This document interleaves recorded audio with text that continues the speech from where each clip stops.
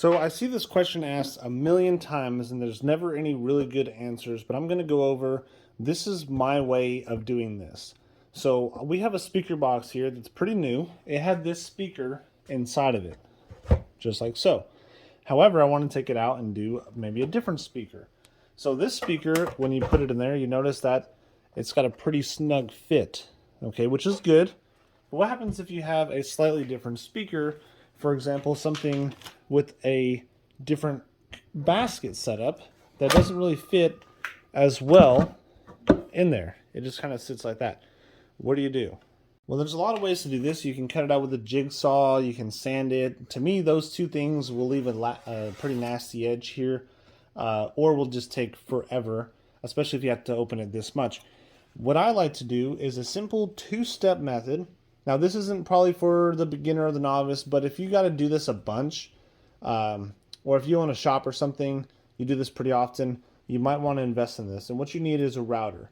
So the first thing I'm going to use is a simple roundover bit, like this. And what I'm going to do is, instead of rounding this edge, I'm actually going to do something a little bit different. So here's a slightly different perspective. What we're going to do is, instead of riding this bearing and coming down to where we would cut that round bit, like I said, instead we're going to go all the way down, almost all the way to where we will have just a little bit of the blade sticking up. So I'm going to put this in the router and I'm going to show you how that works. But before I do that, I'm going to go ahead and show you the second part. Once you have this little groove cut out, you're going to follow up with one of these. This bit right here, you can get from Lowe's. It's a Bosch. And what it is it's a flush trim bit, but the bearing is on the top. See, the bearing's on the top. So then what you're going to do is you're going to ride that bearing inside that groove you just cut on there, and it's going to finish cutting the hole all the way down around the bottom. Then what you're going to end up is a hole that's absolutely perfect the first time. Okay, so right now I have the router set up. What I have is the jig with the roundover bit, and you can see that it's sticking down just a little bit. And what it's going to do is it's going to cut a groove into the top of this piece here. So let's go ahead and cut this, and then we'll put the other bit in and we'll finish it up. All right, let's cut it out.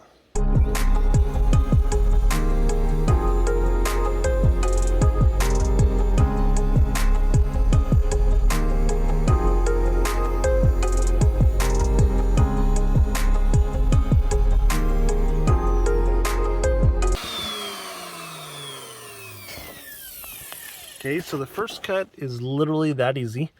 And you can see all it did right here was put a little roundover with somewhat of a groove. You can see that groove right there. That's what we want. All right, so now we're going to swap the bit and we're going to do the next. So we swapped out our bit. You can see here the bearing is not quite sitting flush with this one. And that's where we're going to use that flush trim bit to cut the rest of that out. So that bit right there is going to cut all this right here, that bearing on the first one was riding on the outside. Now that bearing is going to ride right here, and it's going to cut all this material right here off. It's going to leave us with just a nice, pretty hole. So let's go ahead and fire it up and finish the cut.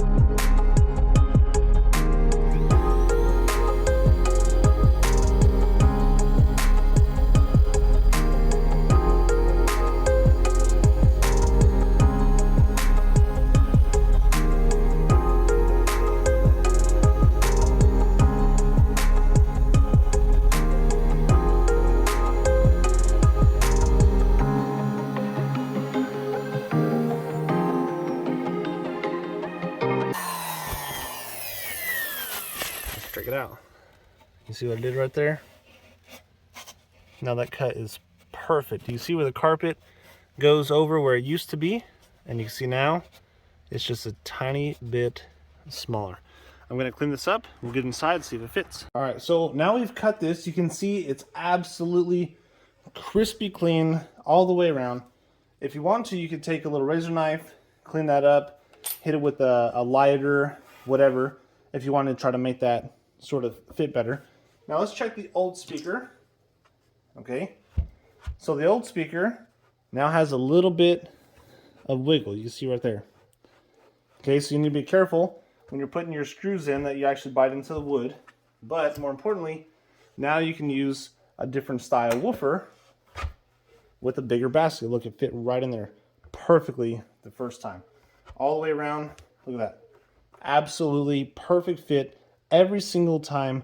And all you gotta do is use my simple method right there. That's how you do it. Don't be too worried about the carpet. If you already have carpet like this one here, this box was basically brand new. You can see just a air compressor is all I used to clean that off. And now I can fit, you know, a bigger woofer or many different size woofers in the same enclosure. That's it for me. Just a simple trick, how to put a bigger speaker in the hole here. I also have another trick to make this hole smaller. So for you guys that make the hole just way too big for whatever reason, I do have tricks to make it smaller, and it's probably not anything you could ever think of. If you like this video enough, maybe I'll make a video on how to make the hole smaller. And who knows, maybe I'll use the same box right here and just do the same thing over again with a different technique. Appreciate it, guys. Hey, stay clean. Don't clip your stuff. Don't be using a jigsaw making a nasty little edge right there. You want nice, crispy clean, and see you guys in the next one. Thanks.